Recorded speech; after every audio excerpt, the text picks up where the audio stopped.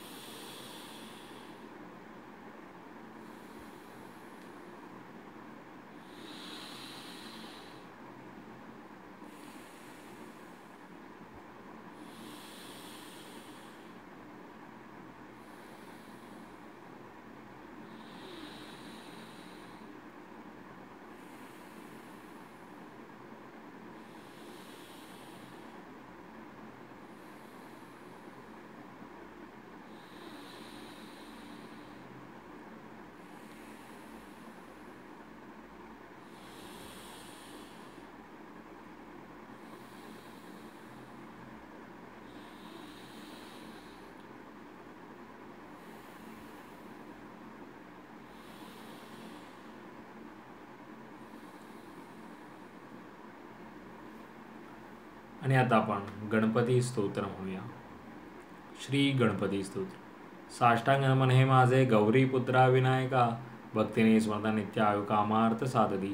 प्रथम नाव वक्रतुंड, दुसरे एकदंत ते, तिसरे कृष्णपिंगाक्ष, चौथे गज वक्रते, पाचवे श्लंबोदर, सहावे कड नावते, सातविघ्न राजेंद्र, आठ धुन वर्णते, नववे श्री भालचंद्र, दहावे श्री विनायक, अकरावे गणपती, बारावे श्री गजानन, देवनावे अशी बारा, तीन संध्या म्हणे नर, विघ्नभीती नसे त्याला, प्रभो तू सर्व सिद्धी दे, विद्यार्थ्याला मे विद्या, धनार्थ्याला मे धन, पुत्रार्थ्याला मे पुत्र, मोक्षार्थ्याला मे गती, जपता गणपती स्तोत्र, सहा मासाचा फळ, 1 वर्ष पूर्णता मिळे सिद्धीन संशय, नारंदानी रचलेले झाले संपूर्ण स्तोत्रे, श्रीधराने मराठीत पठण्या अनुवादिले. सावकाश डोळे उघडायचे आहेत. मेरा भी मंगल तेरा भी मंगल, सबका मंगल होवे रे, मेरा भी मंगल तेरा भी मंगल, सबका मंगल होवे रे, मेरा आपकी कृपा से सब काम हो रहा है, मेरा आपकी कृपा से सब काम हो रहा है, करते हो तुम कन्हैया मेरा नाम हो रहा है, करते हो तुम कन्हैया मेरा नाम हो रहा है, मेरा आपकी कृपा से सब काम हो रहा है. हे ईश्वरा सर्वांना चांगली बुद्धी दे, आरोग्य दे, सर्वांना सुखात आनंदात ऐश्वर्यात ठेव, सर्वांचं भलं कर, कल्याण कर, रक्षण कर, आणि तुझे गोड नाम मुखात अखंड राहू दे. धरणी मातेला नमस्कार करायचा आहे. Thank you so much for giving me such a kind of wonderful life to life. खूप खूप आभारी आहे असे सुंदर आयुष्य जगण्याला त्याबद्दल मनापासून आभारी आहे. Truly blessed, truly grateful from my bottom of the heart. Thank you so much. हृदयापासून धन्यवाद. आणि आजचा आपला चिंतनाचा विषय आहे छंद, आपली आवड. आपण छंद जोपासतो का? आपण आपल्या छंदासाठी, आवडीसाठी वेळ काढतो का? तर माझ्या मते पहिलं प्रत्येकाचं उत्तर असेल की मला वेळ मिळत नाही, आम्हाला वेळ मिळत नाही. मग हा वेळ जातो कुठे? तुम्ही कधी पाहिलेत, ट्रॅक केलेत? तुम्हाला समजेल. दिवसातले 10 ते 15 मिनटं तुम्ही स्वतःला देऊ शकत नाही, तुम्ही तुमच्या छंदासाठी देऊ शकत नाही, तुम्ही तुमच्या आवडीसाठी देऊ शकत नाही, तर मग तुम्ही कधी देणार?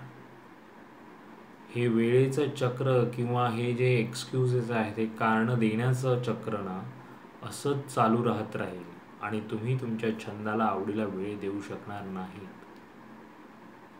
छंद हा असलाच पाहिजे, आवड ही आपली जोपासली गेलीच पाहिजे.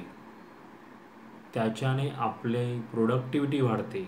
त्या गोष्टीसाठी तुम्ही तुमच्या आवडीसाठी जर वेळ तुम्ही दिलात तर त्यानंतर तुम्ही जे काही करणार, जे काही कराल ते खूप प्रोडक्टिव्ह असेल. आपल्या आवडीला हा वेळ मिळालाच पाहिजे. कारण का काय, जर जी आवड आहे त्यातच तुम्ही जर काम करत असाल तर गोष्ट वेगळी आहे. पण जी आवड आहे त्यात तुम्ही काम करत नसाल तर तुम्हाला तुमच्या छंदासाठी, आवडीसाठी वेळ हा काढलाच पाहिजे. काढायची गरज नाही आहे, तो मिळतो जर तुम्हाला तो छंद जोपासायचा असेल तर. आपण वेळ नाही हे तुम्ही शेवटच्या श्वासापर्यंत बोलत राहाल. आत्ता तुम्ही वेळ नाही काढलात तर कधी?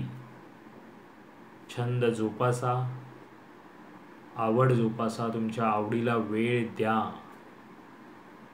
म्हणून हा आजचा मी विषय घेतला. खरंच महत्त्वाचा आहे. आयुष्यामध्ये आपल्याला आनंदी राहायचं असेल तर आपण आपला छंद, आवड जोपासलीच पाहिजे. पुन्हा भेटू उद्या एका नवीन विषयासोबत. तोपर्यंत नमस्कार.